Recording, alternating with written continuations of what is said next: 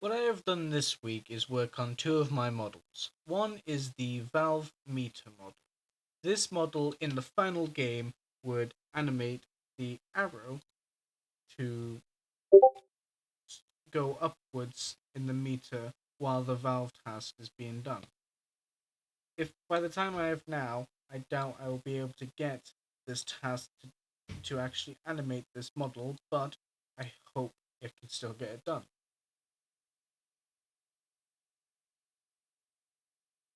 What I have done by starting this is I created, as explained in the previous, in the, as explained in the video in my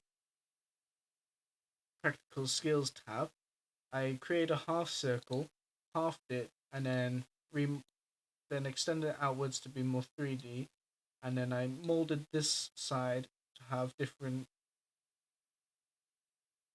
divisions, and then I created this oval shape around, and then grab the face of this section and extracted it to create this area here.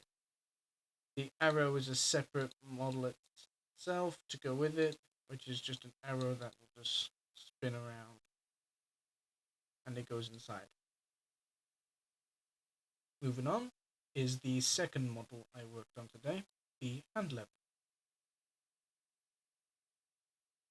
This model was simple because it's simple in texturing, as I don't have enough time to do a fully detailed hand-drawn texture with it at the moment. So, what the task is simple is that these levers here will be, of course, moving up and down throughout this little panel section. And what I had to do was first create a square, and then I spaced it out, grabbed this face, and I separated them into two sections. And then I very closely tried copying this side on the other side by extracting a shape of a hole, and I did it here too. And then what I did was I created another square, and then I of course extracted it on different faces to create a different shape, and I did the same on this side too. I also grabbed the face here and then made it a lot more smoother as a look on the top. Now, if I wanted to continue with this model, I would of course add the hand-drawn textures, but I will also try to smooth out some more edges because it's a very rough design. Same goes with my valve meter in the sense that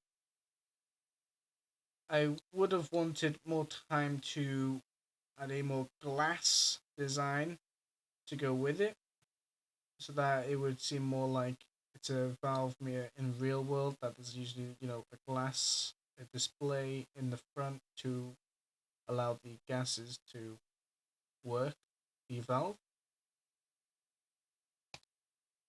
But with all that, that is what I have done this week, and I will be, of course, importing this to my Unreal game so that you can tell they are there.